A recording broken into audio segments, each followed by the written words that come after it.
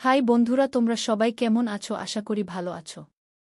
বন্ধুরা, এই গল্পে ডুব দেওয়ার আগেই বলে রাখি, লাইক শেয়ার করতে ভুলবেন না এবং আমাদের ইউটিউব চ্যানেলে প্রতিদিন দুপুর 2টোয় ও সন্ধে 7টায় ভিডিও দেখতে হলে চ্যানেলটি এখনই সাবস্ক্রাইব করে বন্ধু হয়ে পাশে থেকো।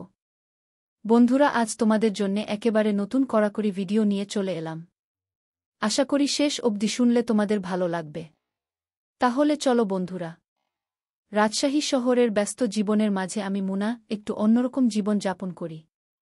বাবা দীর্ঘদিন ধরে বিদেশে, আর আমি আর মা একসাথে থাকি আমাদের ভাড়া বাসায়। 3 তলা এই বাসাটার ছাদটাই আমার প্রিয় জায়গা। বিকেলের সময় এখানে বসে রাজশাহীর আকাশ দেখা, হালকা বাতাসে চোখ বন্ধ করে স্বপ্ন দেখা, এসব আমার খুব ভালো লাগে। কলেজ শেষ করে বাসায় ফিরতেই মা বলল, মুনা, সন্ধ্যায় আমাদের নতুন ভাড়াটিয়ারা আসবে, তুমি একটু দেখে নিও ওদের যেন কোনো সমস্যা না হয় গে। আমি মাথা নাড়লাম। নতুন ভাড়াটিয়ারা কে, কেমন হবে, এসব ভাবতে ভাবতে আমি বারান্দায় গিয়ে দাঁড়ালাম। সূর্য তখন অস্ত যাচ্ছিল, ঠিক তখনই গেটের সামনে একটা মোটরবাইক এসে থামল। একজন ছেলে নামল বাইক থেকে। ছেলেটির বয়স 21-22 হবে, উচ্চতা লম্বা, গায়ের রং শ্যামলা, কিন্তু চেহারায় এক ধরনের আত্মবিশ্বাসী ভাব। চোখে চশমা, হাতে একটা ছোট ব্যাগ। তার সাথে এক মধ্যবয়সী মহিলা, সম্ভবত তার মা। আমাদের বাসায় নতুন অতিথি এলো, এই ভেবে আমার মনে কেমন একটা কৌতূহল কাজ করল। কে জানে, এই নতুন পরিচয় হয়তো আমার জীবনের মোড় ঘুরিয়ে দিতে পারে। নতুন ভাড়াটিয়ারা আমাদের বাসার 2য় তলায় উঠল। মা আমাকে বললেন, মুনা, একটু ওদের দেখে এসো তো, কোনো কিছু লাগবে কি না। আমি দরজার সামনে দাঁড়িয়ে একটু ইতস্তত করলাম। তারপর সাহস করে কলবেল চাপলাম। কয়েক সেকেন্ড পর দরজা খুলল সেই ছেলেটি। কাছ থেকে তাকিয়ে দেখলাম ছেলেটির চোখে এক ধরনের শান্ত ভাব। হ্যাঁ, আমি মুনা, এই বাসাতেই থাকি। আন্টি কেমন আছেন? ছেলেটি একটু হেসে বলল, ওহ হ্যালো, আমি তানভীর। মা ভেতরে আছেন, ভেতরে আসবেন। আমি দরজার দিকে তাকিয়ে দেখি ভেতর থেকে এক নারীকণ্ঠ ভেসে এলো। কে এসেছে, তানভীর? আমাদের বাড়িওয়ালার মেয়ে, আন্টি গু। আমি মাথা নিচু করে হাসলাম। ভেতরে গিয়ে আন্টির সাথে দেখা করলাম। উনি খুব হাসি মুখে কথা বললেন, যেন অনেক দিনের পরিচিত।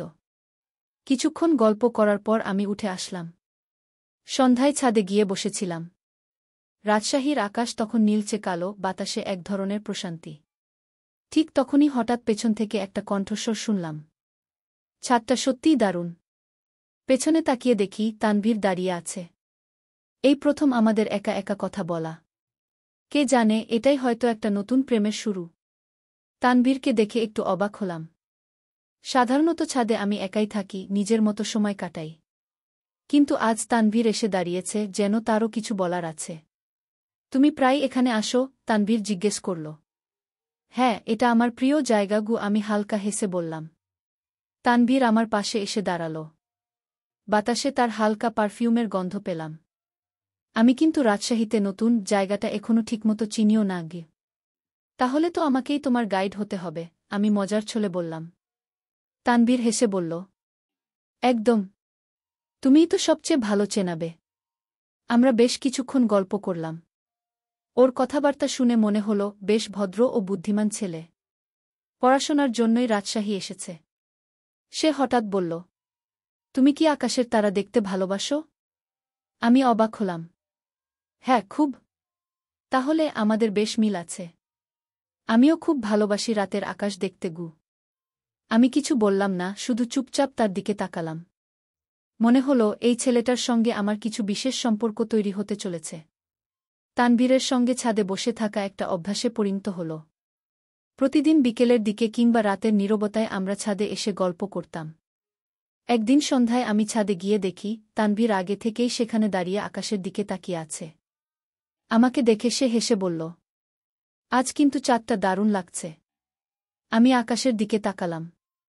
সত্যিই চাঁদটা আজ একটু বেশি উজ্জ্বল। হালকা বাতাসে চুল উড়ে আসছিল, আমি তা সরিয়ে চোখ মেলে তাকালাম তানভীরের দিকে। তুমি এখানে আসার পর আমার ছাদে আসার কারণটা বদলে গেছে, তানভীর হঠাৎ বলে উঠল। আমি অবাক হয়ে তাকালাম। মানে? তানভীর একটু হেসে বলল, আগে আমি রাতের আকাশ দেখতে আসতাম, এখন তোমার সঙ্গে সময় কাটাতেই বেশি ভালো লাগে। আমার বুকের মাঝে এক অদ্ভুত শিহরণ বয়ে গেল। এটা কি শুধুই বন্ধুত্ব নাকি আরও কিছু? আমি কিছু বললাম না, শুধু মুচকি হেসে আকাশের দিকে তাকিয়ে থাকলাম। আমাদের মাঝে এক ধরনের নীরব অনুভূতি কাজ করছিল, যা ভাষায় বোঝানো কঠিন।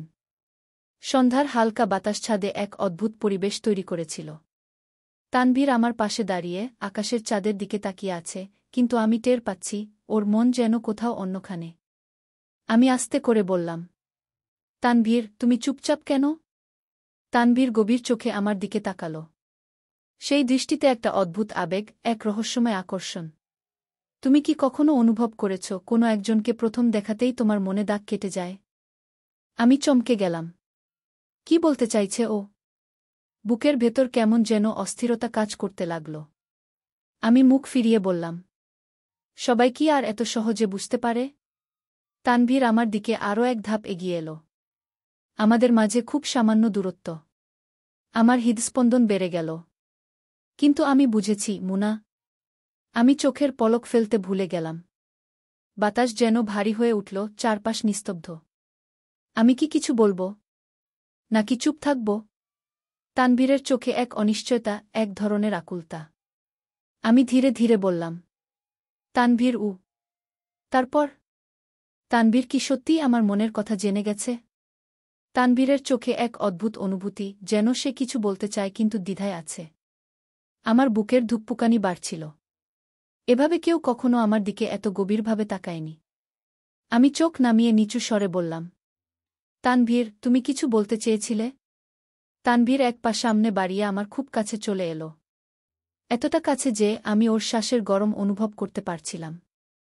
গলার স্বর ভারী করে বলল, আমি জানি না এটা বন্ধুত্ব নাকি এর চেয়েও বেশি কিছু। কিন্তু আমি তোমার কাছাকাছি আসতে চাই, মুনা। আমার দম আটকে আসছিল। এটা কি আমি কল্পনা করছি? তানভীর কি সত্যিই আমার মনের অস্থিরতার কারণ হয়ে উঠেছে?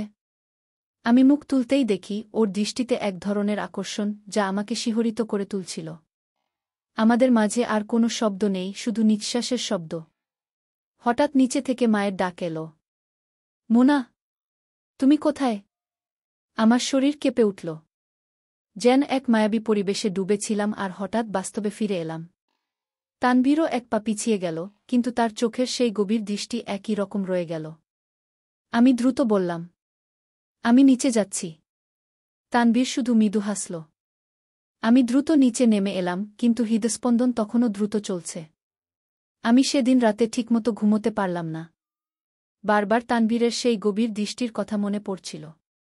ওর কণ্ঠস্বর, ওর উপস্থিতি, ওর বলা কথা, সব যেন মনে ঝড় তুলছে। পরের দিন বিকেলে ছাদে গিয়ে দেখি তানভীর আগেই দাঁড়িয়ে আছে। আমাকে দেখে মুচকি হাসল। আমি একটু ইতস্তত করলাম, গতকালের পর থেকে ওর সামনে দাঁড়ানোর সাহস পাচ্ছিলাম না। তুমি কালকে এত তাড়াতাড়ি চলে গেলে গে? তানভীর ধীরে ধীরে বলল। আমি একটু হেসে বললাম, মা ডাকছিল তাই। তানভীর এক ধাপ এগিয়ে এলো। বাতাস থমকে গেল, যেন আমার বুকের ভেতর ধুকপুক শুরু হল। তুমি কি আমার অনুভূতি বুঝতে পারো, মুনা? আমি হতবম্ব হয়ে গেলাম। ও এত সরাসরি বলবে সেটা ভাবিনি। গলা শুকিয়ে গেল আমার। তানভীর হাত বাড়িয়ে আমার চুলের একগাছা সরিয়ে দিল। আমি কেঁপে উঠলাম। ঠোঁট কাঁপছিল আমার, কিন্তু কোনো কথা বের হচ্ছিল না। তুমি চাইলে আমি দূরে থাকব গো। ওর কণ্ঠস্বর নরম হয়ে এলো, চোখের গভীরতায় একটা আকুতি। কিন্তু আমি চাই না তুমি দূরে যাও।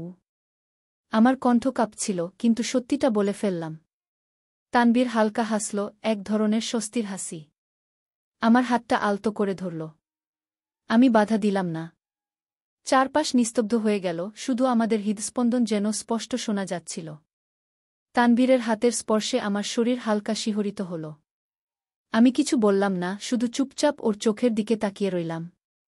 সেই চোখে এক অদ্ভুত আকর্ষণ, এক ধরনের প্রতিশ্রুতি, যা আমি আগে কখনো অনুভব করিনি। তানভীর ধীরে ধীরে বলল, মুনা, জানো, তুমি আমার জীবনের প্রথম মেয়ে, যার কাছে আমি নিজেকে সম্পূর্ণ হারিয়ে ফেলতে চাই। আমি শ্বাস বন্ধ করে ওর কথাগুলো শুনলাম। আমার মনে এক ঝড় উঠল, যা আমি সামলাতে পারছিলাম না। আমি আস্তে করে বললাম, তানভীর, এটা কি শুধু এক মুহূর্তের অনুভূতি? নাকি? তানভীর আমার ঠোঁটের সামনে হাত তুলে বলল, শুধু মুহূর্তের জন্য নয় মুনা। আমি তোমাকে চাই, তোমার প্রতিটা অনুভূতি চাই, তোমার প্রতিটা মুহূর্ত চাই। আমার চোখ বিস্ময়ে বড় হয়ে গেল। বুকের ভেতর ধুকপুক আরও বেড়ে গেল। এই ছেলেটা আমাকে এতটা গভীরভাবে অনুভব করছে, এটা আমি কখনো ভাবিনি। আমি কোনো কথা বলার আগেই তানভীর আমার দিকে এগিয়ে এলো। আমার হাত দুটো আলতো করে ধরল, এতটাই কোমলভাবে যে মনে হলো আমি যেন কোনো স্বপ্ন দেখছি। মুনা, তুমি কি আমায় বিশ্বাস করো? আমি কাঁপা কাঁপা গলায় বললাম। হ্যাঁ গো। তানভীর তখন আরও এক ধাপ কাছে এলো, আমার এত কাছাকাছি, যেন আমরা একই শ্বাস নিচ্ছি। আমি চোখ বন্ধ করলাম। চারপাশের বাতাস ভারী হয়ে উঠল, নীরবতা এক অদ্ভুত আবেশ ছড়িয়ে দিল। আমি জানি না এটা কোথায় গিয়ে শেষ হবে, কিন্তু আমি জানি, আমি আর তানভীর এখন একে অপরের অনুভূতির গভীর স্রোতে ডুবে যাচ্ছি।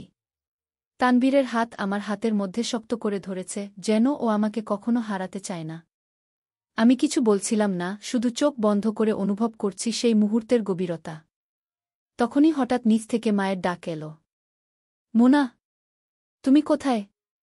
আমি যেন বাস্তবে ফিরে এলাম। তানভীরের হাত থেকে ধীরে ধীরে হাত সরিয়ে নিলাম, মনে হলো এই মুহূর্তটা ধরে রাখতে চাই, কিন্তু পারলাম না। আমি যাচ্ছি গু। আমার শরীর যেন কাঁপছিল। তানভীর কোনো বাধা দিল না, শুধু গভীর দৃষ্টিতে তাকিয়ে রইল। আমি দ্রুত নিচে নেমে এলাম, কিন্তু মনে হলো হৃদয়ের একটা অংশ ছাদেই পড়ে রইল। এক সপ্তাহ পর তানভীর ওর পড়াশোনার জন্য ঢাকায় চলে যাবে, এই খবরটা শুনে আমার বুকটা হঠাৎ ভারী হয়ে উঠল। এই কয়দিন ওর সঙ্গে খুব বেশি কথা হয়নি, শুধু দূর থেকে দুজন দুজনকে দেখেছি। সেদিন সন্ধ্যায় ছাদে গিয়ে দেখি তানভীর দাঁড়িয়ে আছে। আমাকে দেখে হাসল, কিন্তু সেই হাসিতে এক ধরনের বিষাদ ছিল দেখে বুঝলাম। তুমি জানো আমি চলে যাচ্ছি, তাই না? আমি আস্তে করে মাথা নাড়লাম।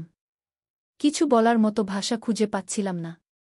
তানভীর আমার দিকে এগিয়ে এসে বলল, জীবন আমাদের কিসের জন্য কোথায় নিয়ে যাবে তা জানি না, কিন্তু আমি চাই তুমি সবসময় সুখে থাকো মুনা। আমার চোখে পানি চলে এলো। আমি দ্রুত মুখ ফিরিয়ে নিলাম, যাতে ও আমার কষ্টটা না দেখতে পায়। তানভীর একটা কাগজ আমার হাতে দিয়ে বলল, এটা আমার ঠিকানা, যদি কখনো মনে হয় যোগাযোগ করতে চাইবে তাহলে প্লিজ করোক। আমি কিছু বলতে পারলাম না, শুধু মাথা নিচু করে দাঁড়িয়ে রইলাম। তানভীর ধীরে ধীরে দূরে চলে গেল। আমি ছাদে দাঁড়িয়ে তার চলে যাওয়ার পথের দিকে তাকিয়ে থাকলাম, যতক্ষণ না সে অদৃশ্য হয়ে যায়। কয়েক বছর পর আমি এখন বিশ্ববিদ্যালয়ে পড়ছি। জীবনের গতি বদলে গেছে, কিন্তু একটা জিনিস বদলায়নি, আমার স্মৃতির সেই বিশেষ অধ্যায়, যেখানে তানভীর ছিল। একদিন হঠাৎ একটা চিঠি এলো। খাম খুলতেই একটা ছোট কাগজ বেরিয়ে এলো। আমি এখনো অপেক্ষা করছি মুনা। যদি এখনো আমার কথা মনে থাকে তাহলে একবার এসো। ঠিক সেই ছাদে যেখানে আমাদের গল্প শুরু হয়েছিল। আমার হৃদস্পন্দন বেড়ে গেল। পুরনো স্মৃতিগুলো আবার জেগে উঠল। আমি জানি না আমার সামনে কি অপেক্ষা করছে, কিন্তু আমি জানি কিছু অনুভূতি কখনো শেষ হয় না। আমি ধীরে ধীরে ছাদের দিকে এগিয়ে গেলাম। তানভীরের চলে যাওয়ার পর থেকে জীবন অনেক বদলে গেছে। সময় কেটে গেছে, বিশ্ববিদ্যালয়ে পড়তে পড়তে নিজের একটা নতুন জগৎ তৈরি হয়ে গেছে। তানভীরের কথা মাঝে মধ্যে মনে পড়ত, কিন্তু সময়ের সঙ্গে সঙ্গে সব আবেগই যেন ধীরে ধীরে মলিন হয়ে যাচ্ছিল। তখনই হঠাৎ একদিন ডাকবাক্সে একটা চিঠি পেলাম। খাম খুলতেই ভেতর থেকে একটা ছোট কাগজ বেরিয়ে এলো। আমি ফিরে এসেছি মুনা। তুমি কি এখনো আগের মতোই আছো? আমি চমকে উঠলাম। এটা কি তানভীর? এত বছর পর? কেন? এক সপ্তাহ পর আমি রাজশাহীতে ফিরে এলাম, আমাদের পুরনো তিনতলা ভাড়া বাসায়। ছাদে গিয়ে দাঁড়ালাম, যেখানে আমরা শেষবার কথা বলেছিলাম। বাতাসের গন্ধ যেন পুরনো সময়ের মতোই। তখনই পেছন থেকে একটা পরিচিত কণ্ঠস্বর শুনতে পেলাম। মুনা ঘি। আমি ধীরে ধীরে ঘুরলাম। তানভীর। কিন্তু ও একা না। ওর পাশে একটা মেয়ে দাঁড়িয়ে আছে, মাথায় হিজাব, হাতে মেহেদির রং এখনো স্পষ্ট। ওদের দুজনের চোখে যেন হাজারটা না বলা কথা। আমার বুকের ভেতরটা মোচড় দিয়ে উঠল। তানভীর অপ্রস্তুত কণ্ঠে বলল, মুনা, তোমাকে দেখার খুব ইচ্ছে ছিল, কিন্তু আমি কিছু বলতে চাই। আমি কাঁপা গলায় বললাম, তানভীর। এটা কে? তানভীর দীর্ঘশ্বাস ফেলল, তারপর নিচু স্বরে বলল, আমার স্ত্রী সাদিয়া গু। এক মুহূর্তে সবকিছু যেন থমকে গেল। আমি বুঝতে পারছিলাম না কি বলবো, কি করব। এত বছর পর ও ফিরে এসেছে, কিন্তু ওর পাশে এখন আর সেই পুরনো তানভীর নেই, সে এখন কারো স্বামী। আমার চোখে পানি চলে এলো, কিন্তু হাসি চাপার চেষ্টা করলাম। বাহ, অভিনন্দন খু। তানভীরের চোখেও কষ্টের ছায়া দেখলাম। ও কি আমায় ফিরে পেতে চেয়েছিল? নাকি সময় আমাদের আলাদা করে দিয়েছে? হয়তো এটাই বাস্তবতা। আমি ছাদ থেকে নেমে গেলাম, পেছনে না তাকিয়েই। কারণ কিছু গল্পের শেষ হয়, কিন্তু কিছু গল্পের শেষ বলে কিছু নেই, সেগুলো শুধু স্মৃতির মতো থেকে যায়। অধরা ভালোবাসা হয়। বন্ধুরা, ভিডিওটি ভালো লাগলে লাইক শেয়ার করে চ্যানেলটি সাবস্ক্রাইব করে পাশে থেকো।